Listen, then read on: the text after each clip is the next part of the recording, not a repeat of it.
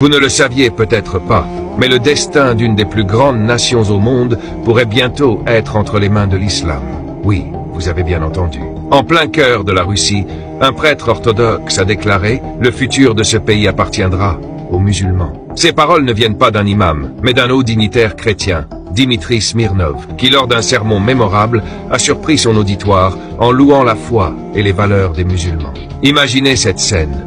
Une cathédrale orthodoxe pleine à craquer, le silence règne, et les paroles du prêtre résonnent comme une vérité incontestable. Les musulmans en Russie ne sont pas seulement une minorité en croissance, ils incarnent une force morale et spirituelle qui impressionne.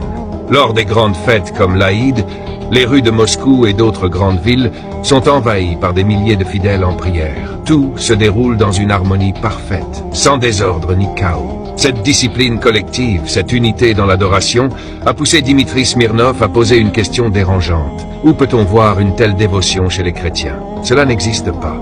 Il ne s'agit pas seulement d'un éloge, mais d'une prise de conscience. Le prêtre a ensuite raconté une histoire émouvante qui illustre parfaitement les valeurs islamiques. À Moscou, une vieille dame, régulière dans ses déplacements vers l'église, a été soutenue par un chauffeur musulman. Ce dernier refusait systématiquement tout paiement, expliquant que sa foi lui interdit de tirer profit des personnes âgées. Ce n'était ni sa mère ni un proche, mais il voyait en elle une responsabilité. En islam, a-t-il dit, il est obligatoire de respecter et d'aider les plus faibles. Cette sincérité, ce désintéressement total a profondément touché Smirnov. Il a souligné que de tels gestes sont rares parmi les chrétiens qui, malgré des enseignements d'amour, n'appliquent souvent pas ces principes dans leur quotidien.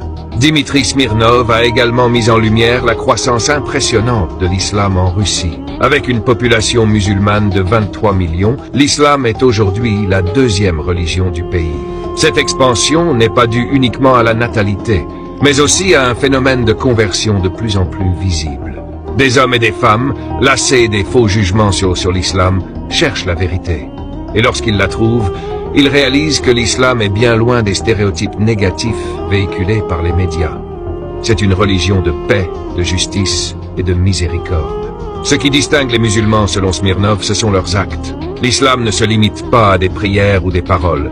Il se manifeste dans chaque geste, chaque interaction. Regardez comment ils s'entraident sans rien attendre en retour, a-t-il souligné. Il a rappelé que même dans les moments difficiles, les musulmans font preuve de résilience et de solidarité.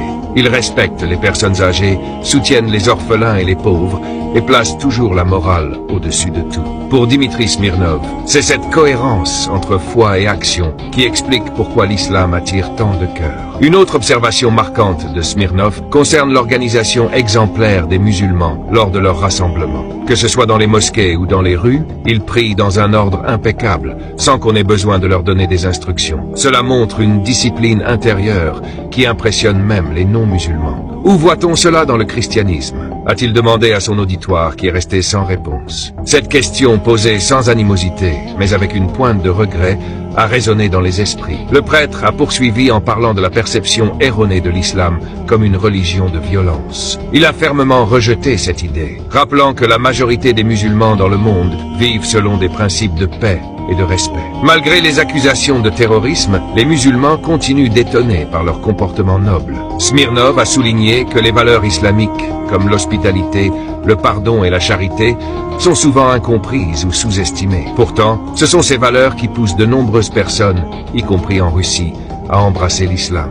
À la fin de son sermon, Dimitri Smirnov a fait une déclaration audacieuse. Le futur de la Russie appartient à l'islam. Ces mots, prononcés avec une conviction palpable, ont laissé l'auditoire dans un état de réflexion profonde. Certains ont été émus aux larmes, réalisant peut-être pour la première fois l'ampleur de la contribution des musulmans à leur société. D'autres ont ressenti une admiration renouvelée pour une religion qu'ils avaient mal jugée. Ce message, bien que surprenant, n'est pas isolé. Partout en Europe et en Russie, de plus en plus de voix s'élèvent pour reconnaître la valeur de l'islam.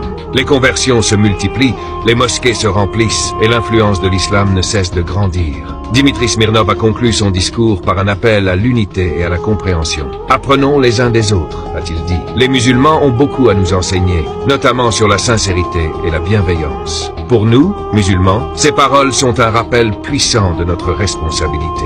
Nous devons être des exemples vivants de notre foi, non pas pour prouver quelque chose aux autres, mais parce que c'est ce qu'Allah attend de nous. Chaque geste de bonté, chaque acte de respect, chaque prière sincère est une lumière dans un monde qui en a grandement besoin. Nous sommes les ambassadeurs de l'islam et notre mission est de le représenter avec honneur et dignité. Alors, chers frères et sœurs, ne sous-estimez jamais l'impact de vos actions. Dans un monde souvent divisé, notre unité et notre moralité peuvent être une source d'inspiration. Continuons à vivre selon les enseignements de l'islam, à tendre la main à ceux qui en ont besoin et à montrer par nos actes que notre foi est une force pour le bien. Le futur nous appartient. Soyons à la hauteur de cet héritage. Assalamu alaikum wa rahmatullahi wa barakatuh.